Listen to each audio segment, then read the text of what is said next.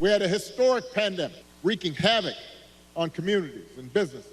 Disruptions from the pandemic then caused prices to spike, and that put a strain on family budgets. And in many ways, it's felt like the aspirations of working people have taken a back seat to the priorities of the rich and the powerful. So I get it, why people are looking to shake things up. I mean, I am the hopey-changey guy. So I understand people feeling frustrated and feeling we can do better. What I cannot understand is why anybody would think that Donald Trump will shake things up in a way that is good for you, Pennsylvania. I don't understand that. Breaking and hilarious news out of Pittsburgh as the greatest president of my lifetime, and frankly, one of the better comedians out there today, utterly humiliated the absolute worst president in anyone's lifetime. And I'll let Obama's words mostly speak for themselves in this stand-up special level speech he just gave. But make sure you stick around because you are not gonna wanna miss the best joke he made, better than that one at the DNC, with some more highbrow humor about Trump's lower half. I've said it before, Donald Trump is a 78-year-old billionaire who has not stopped whining about his problems since he rode down his golden escalator 9 years ago. You've got the tweets in all caps, the ranting and the raving about crazy conspiracy theories. You got the 2-hour speeches, word salad, just, it's like Fidel Castro. Just on and on. Constant attempts to sell you stuff. Who does that?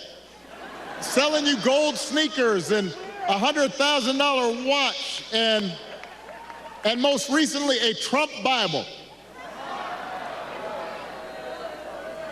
He wants you to buy the Word of God, Donald Trump edition. Got his name right there next to Matthew and Luke. I mean, you could not make this stuff up. If you saw it on Saturday Night Live, you'd say, well, no, that's going too far. No, he's doing that. I mean, you could not make this stuff up. If you saw it on Saturday Night Live, you'd say, well, no, that's going too far. No, he's doing that. If Donald Trump does not care that a mob might attack his own vice president, do you think he cares about you? Pennsylvania, we do not need 4 more years of that. We don't need 4 more years of arrogance and bumbling and bluster and division. America's ready to turn the page. We are ready for a better story, one that helps us work together instead of turning against each other. Pennsylvania, we're ready for a President Kamala Harris. She will have an outstanding partner in Governor Tim Walz. Tim is a veteran. He is a teacher. He's a coach. He's a hunter. He's been a great governor working with Democrats and Republicans to get stuff done. He can also take a vintage truck apart and put it back together again. You think Donald Trump can do that? For that matter, do you think Donald Trump has ever changed a tire in his life? I'm just trying to picture it.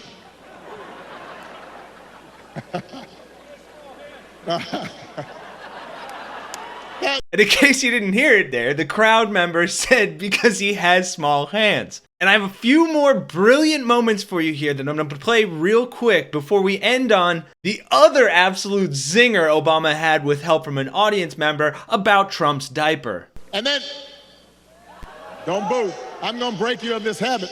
And the reason some people think, wow, I don't know, I remember that economy when he first came in being pretty good. Yeah, it was pretty good, because it was my economy.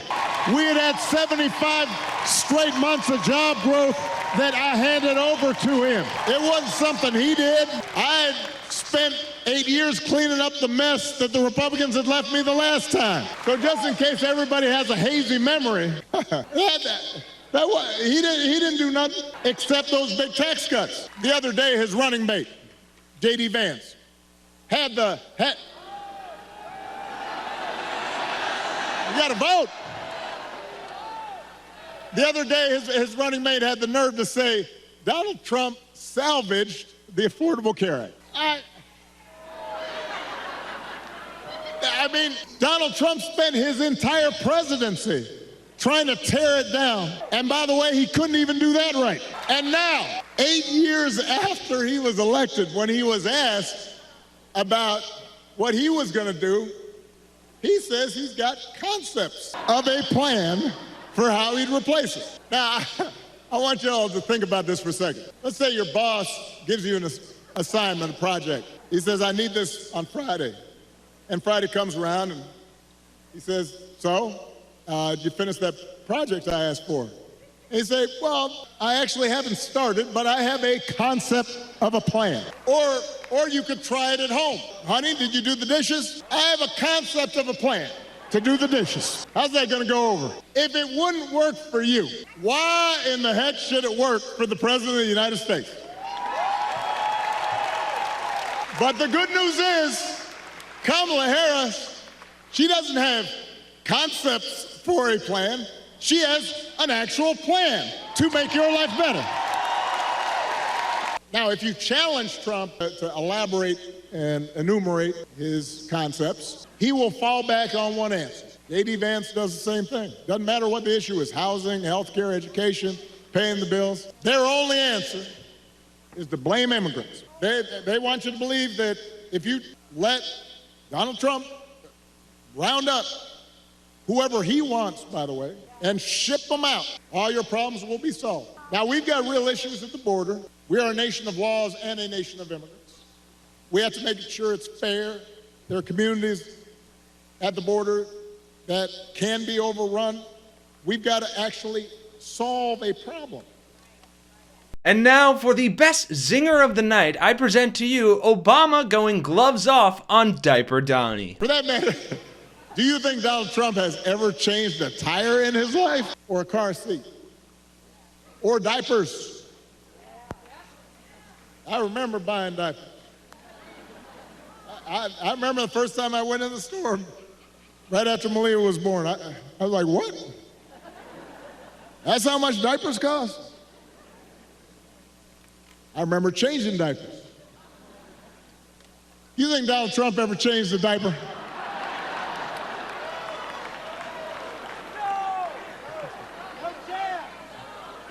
Yeah.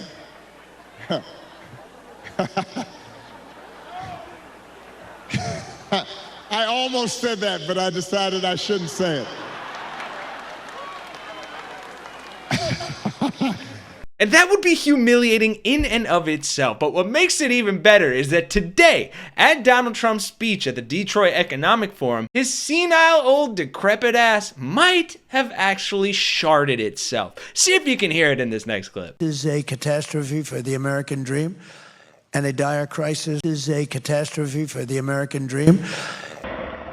And if there's one thing any American should be able to agree and vote on, it's that we don't want any more stains on Air Force One. Thanks for watching, folks. Thanks, Obama, for that wonderful, hilarious stand-up special of a speech. Subscribe to the channel, like the video if you enjoyed it. For Really American, I'm Kenny Hesse, and I'll see you all in the next one.